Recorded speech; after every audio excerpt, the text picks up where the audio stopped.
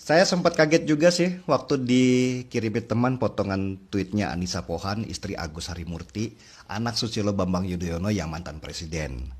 Anissa marah dan mengadu ke Jokowi karena merasa anaknya saya bully.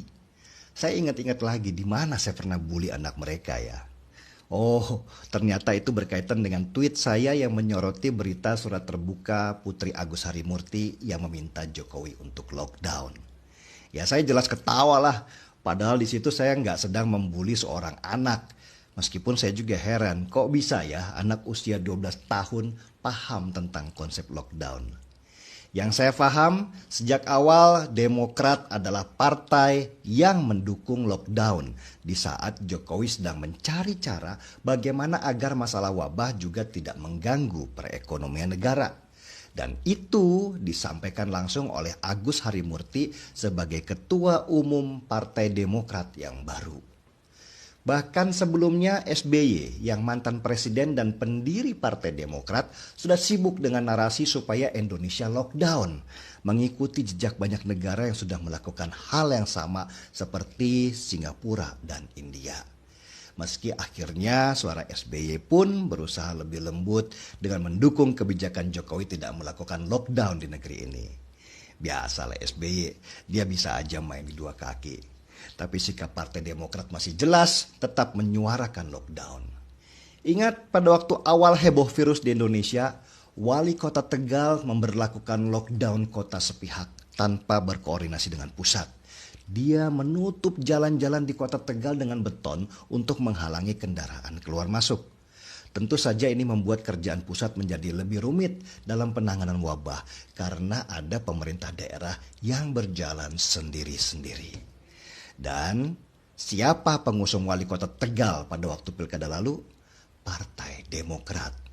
Wali kota Tegal juga pernah menjadi ketua DPC Partai Demokrat di Brebes.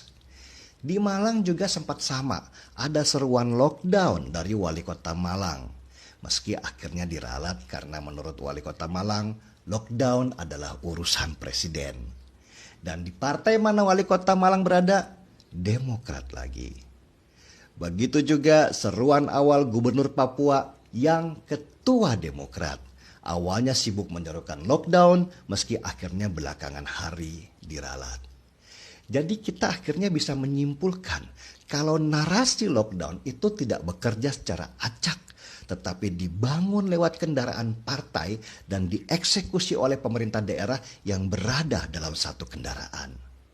Tapi saya harus maklum sih, karena Demokrat butuh suara. Suara Demokrat terus jatuh berkeping-keping dari masa kejayaannya di tahun 2009 lalu. Dulu Demokrat sempat punya suara nasional 20%. Kemudian tahun 2014 turun jadi 10%. Dan tahun 2019 kemarin mereka cuma dapat 7% suara. Demokrat yang dulu jaya sekarang hanya menempati posisi ke-7 dari 8 partai yang lolos ke Senayan. Sedikit di atas PAN yang hampir gagal, tapi di bawah PKS yang dulu jadi mitra terdekat mereka. Dan untuk menaikkan suara, Demokrat butuh momentum supaya orang bisa melirik kembali kepada mereka. Saat wabah inilah Demokrat lalu memainkan strategi lockdown untuk meraih simpati supaya partainya tidak hilang saat pemilu 2024 nanti. Sudah dapat gambaran besarnya? Yang lucu, Demokrat ini sebenarnya juga tidak begitu percaya dengan konsep lockdown. Buktinya, saat wabah mereka malah menggelar kongres dan mengumpulkan banyak orang di satu tempat. Dan hasilnya Bupati Karawang, kader Demokrat yang ikut kongres itu tertular virus. Jadi Demokrat itu bisa dibilang partai yang lain di bibir, lain di hati. Berdasarkan gambar besar itulah saya membuat tweet yang poinnya Bapak yaitu SBY sudah bilang lockdown, anak yaitu AHY juga sudah teriak lockdown. Karena kurang didengar dan tidak berhasil, maka cucu pun menulis lockdown. Bahkan kalau ada cicit, cicitnya pun mendadak jago bicara lockdown. Ini sebenarnya penggambaran bahwa narasi lockdown untuk meraih suara supaya Demokrat mendapat simpati publik memang terus dikeluarkan supaya Demokrat tampak sebagai partai yang peduli terhadap kesehatan warga. Jadi nggak fokus pada anaknya saja. Meski terus terang, saya masih kurang percaya anak sekecil itu berkelahi dengan waktu. Maksudnya anak sekecil itu bisa dengan jelas paham dengan konsep lockdown. Pasti ada yang bisikin.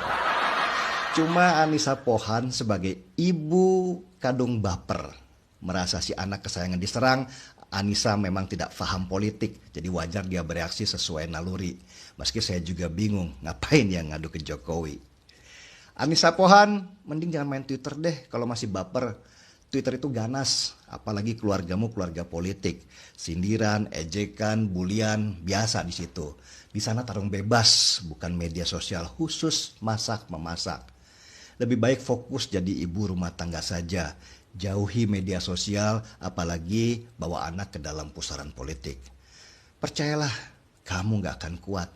Biar itu urusan keluarga Jokowi saja. Mental keluarga mereka mental baja. Jangankan disindir atau dibully, mereka dihina PKI saja masih bisa ketawa-ketawa. Marketer, mari kita baper. Saya Dennis Regar, kita di acara Timeline.